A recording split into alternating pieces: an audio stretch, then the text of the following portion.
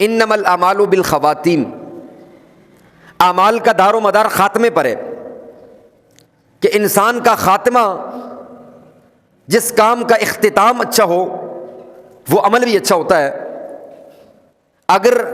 اعمال کا اختتام اچھا نہ ہو تو کرنے والا عمل وہ اللہ کے ہاں قبول نہیں ہوتا۔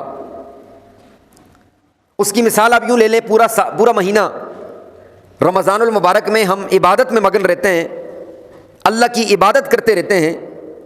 کئی قرآن مجید ہم نے اس رمضان میں پڑھ کر کے ختم کیے، اور ہم نے تہجد کا اہتمام بھی کیا،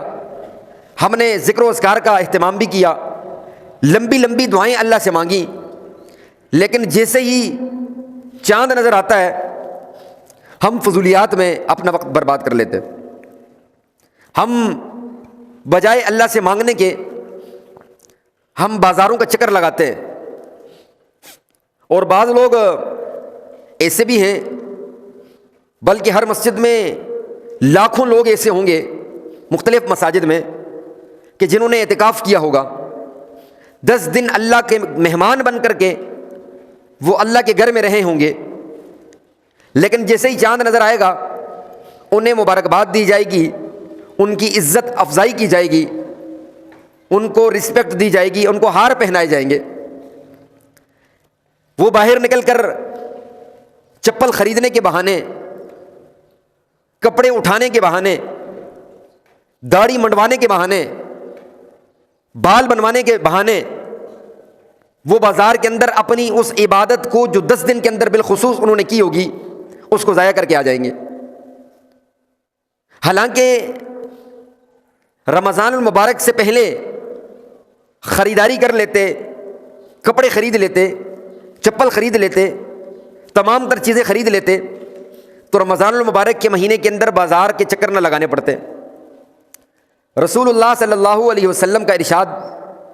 کہ اللہ کے رسول نے فرمایا کہ دنیا کی بدترین جگہوں میں سے سب سے بدتر جگہ بازار ہے، اور سب سے اچھی اور بہترین جگہ اللہ کا گھر ہے۔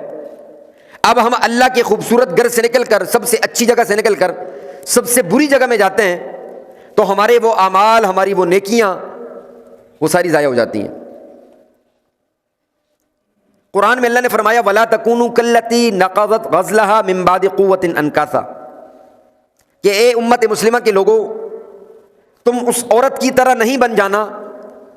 جو سوت کاٹتی رہے، کاٹ کے تیار کر لے اور پھر اسے کاٹ دے، یعنی جب وہ بن جائے، تیار ہو جائے، بجائے اس سے فائدہ حاصل کرنے کے اسے پھر کاٹ دے۔ تو فرمایا کہ اے امت مسلمہ کے لوگوں، مفسرین نے اس کی تفسیر میں یہ بھی لکھا ہے کہ انسان اچھے اعمال کرنے کے بعد جب کوئی گناہ کرتا ہے اور اس کا اختتام اعمال کا گناہ پر کرتا ہے تو اس کی مثال اس عورت کی طرح ہے۔ پھر حضرت امامہ رضی اللہ تعالیٰ عنہ ارشاد فرماتے ہیں کہ رسول اللہ صلی اللہ علیہ وسلم نے ارشاد فرمایا جو عید الفطر اور عید الاضحیٰ کی رات اپنا محاسبہ کرتے ہوئے اللہ کو راضی کر لے اور اللہ کی عبادت میں لگ جائے، تو فرمایا اللہ رب العالمین اس کے دل کو اس دن زندہ رکھیں گے جس دن سب کے دل مردہ ہو چکے ہوں گے۔ ایک حدیث سے حضرت عبداللہ ابن عباس رضی اللہ عنہما کی، بڑی طویل حدیث ہے، فرماتے ہیں کہ میں نے رسول اللہ صلی اللہ علیہ وسلم سے یہ سنا کہ اللہ کے رسول صلی اللہ علیہ وسلم نے فرمایا کہ جس نے عید الفطر کی رات، جسے لیلۃ الجائزہ کہا جاتا ہے، انعام والی رات کہا جاتا ہے، اپنے آپ کو گناہوں سے بچا کر اللہ کی عبادت میں مگن رہے اور اللہ کو راضی کرنے میں لگ گئے اور اللہ سے صلہ مانگنے لگ گئے، اللہ سے اپنے اس مہینے کی کمائی کا صلہ اور بدلہ لینے کے لیے بیٹھ گئے، تو فرمایا کہ اللہ کے رسول صلی اللہ علیہ وسلم نے فرشتوں کو بلا کر اللہ فرماتے ہیں کہ اے میرے فرشتوں بتاؤ کہ اس شخص کا بدل کیا ہے کہ جس نے اپنی مزدوری صحیح معنوں میں ادا کی ہو۔ اس مزدور کی مزدوری کیا ہے جو اپنی مزدوری کو ٹھیک نمونے پورا کر لے۔ تو فرشتوں نے کہا کہ اے ہمارے رب، اس کا بدلہ یہ ہے کہ اس کی مزدوری پوری کی پوری دی جائے۔ تو اللہ پھر فرشتوں کو جمع کر کے کہتے ہیں کہ اے میرے فرشتوں، تم گواہ رہنا